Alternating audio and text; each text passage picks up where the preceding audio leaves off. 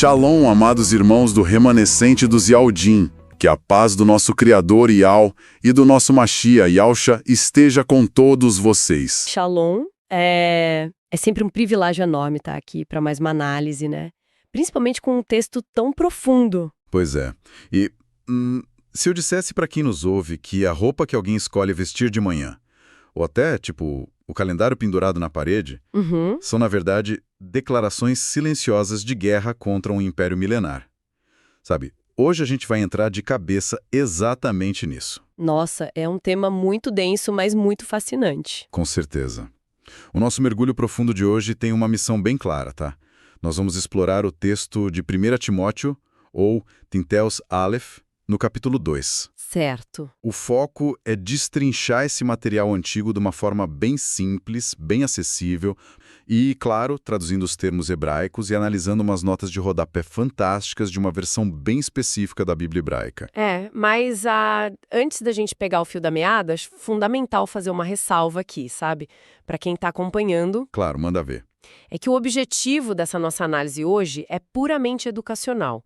Como o texto contém visões teológicas e estruturais muito específicas, a gente vai atuar aqui só como guias imparciais, né? Exato. Relatando fielmente as ideias que estão lá no material original, só para a gente entender a mecânica da coisa. Perfeito, muito bem colocado.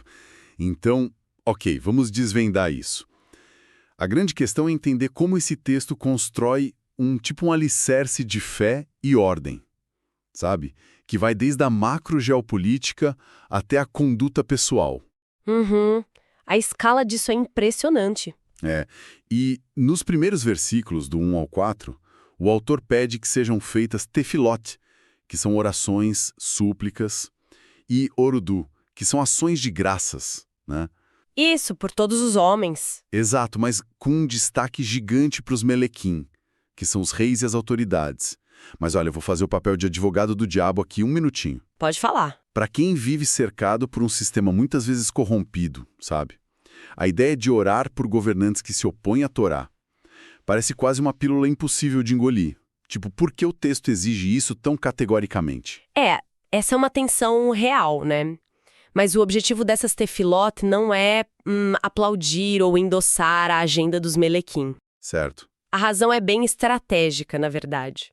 O objetivo é que a comunidade consiga ter uma shalom, uma vida, que seja tranquila e de plena shalom. De paz, né? Exato, de paz, com piedade e honestidade.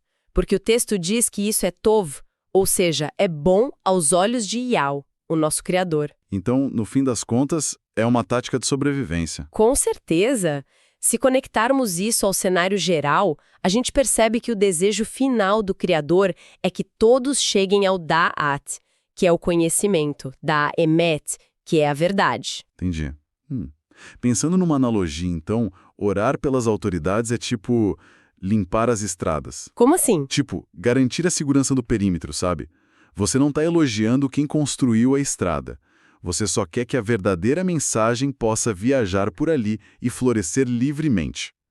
Faz sentido. Lada logo em seguida nos versículos 5 e 6 de um jeito bem exclusivo, né? Exatamente. O texto foca que existe apenas o Altíssimo e a Had. O único. Isso, o único. E um só mediador, o homem Hamashiach Yahusha, que se entregou em resgate no madeiro por todos. E aqui que o bicho pega porque a gente tem uma nota de rodapé crucial nessa edição da Bíblia hebraica, né? Nossa, e como? A nota de rodapé afirma categoricamente que não há aproximação a Yahweh a não ser por Yahusha. Certo. E mais, a nota diz explicitamente que isso inclui manter a Torá tendo Yahusha como salvador pessoal. Peraí, isso é gigante. Porque a visão popular por aí é tipo, temos o mediador, então a lei foi descartada, né? Mas a nota diz o oposto. A obediência é a redenção que permite guardar a Torá com um coração transformado. Caramba! Olha, aqui é que a coisa fica realmente interessante. Porque logo no versículo 7, Shaul diz que foi ordenado pregador, né? Um sholiach, um emissário, e mestre das nações.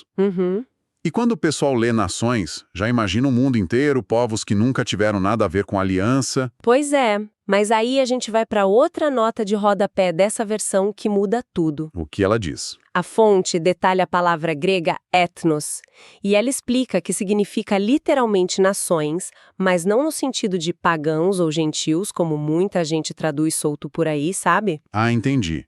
Redefine o público-alvo, então? Totalmente. A nota esboça que o chamado de Shaul era para que a semente de Israel que estava espalhada agora enche essas nações na emuná, que é a fé, e na emet. Ou seja, uma missão de resgate cirúrgica para o remanescente escondido. Mas, isso traz um desafio logístico absurdo? Como assim? Pensa bem, se a missão é resgatar um povo disperso, e, como vimos na nota anterior, exige manter a Torá, como você faz isso vivendo dentro das engrenagens do Império? Ah, sim. É aí que a gente entra num conceito fundamental de tempo.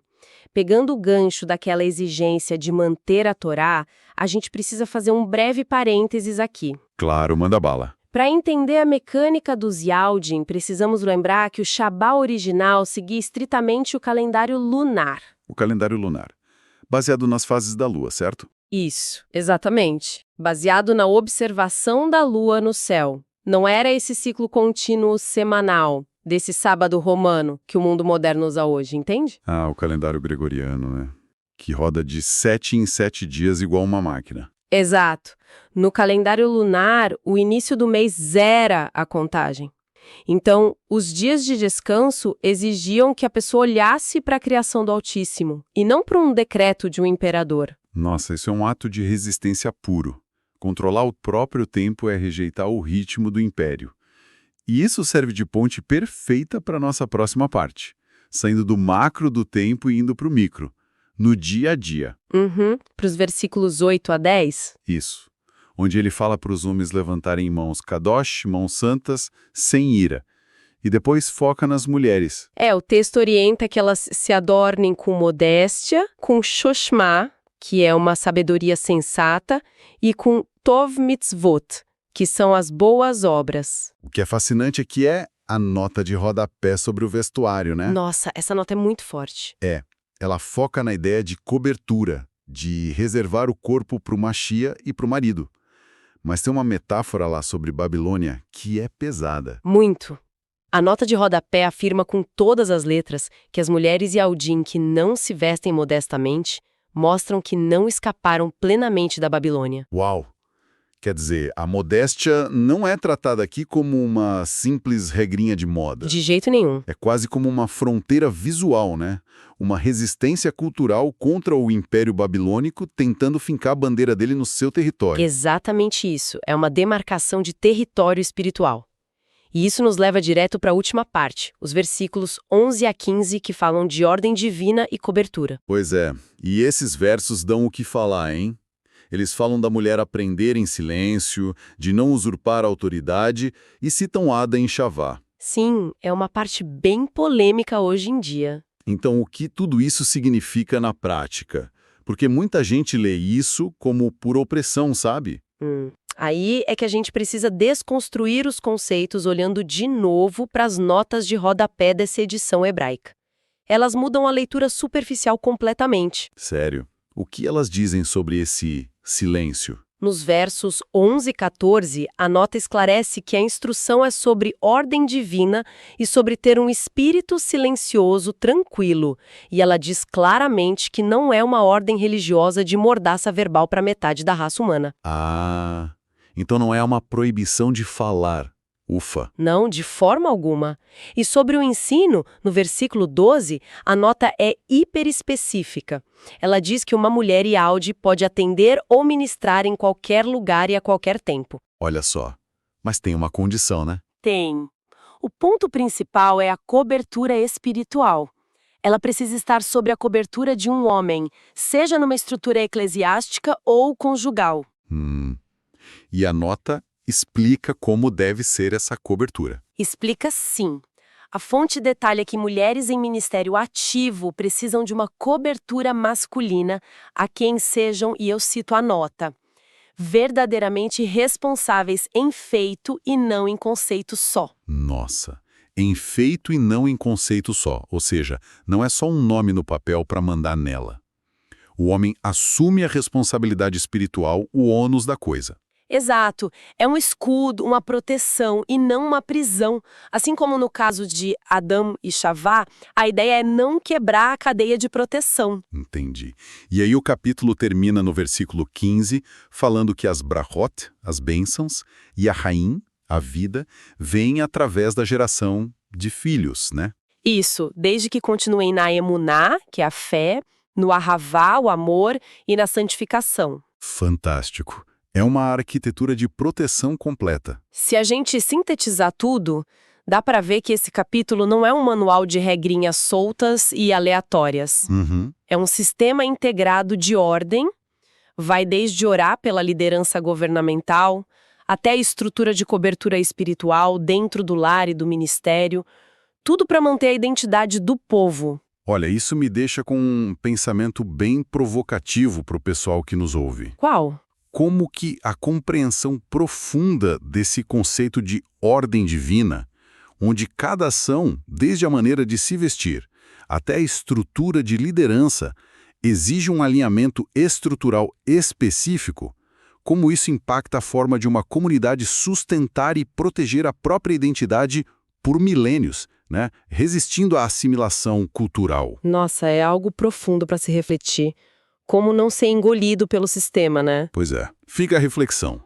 Bom, infelizmente nosso tempo acabou. Passa muito rápido, né? Mas foi excelente. Foi sim. Shalom.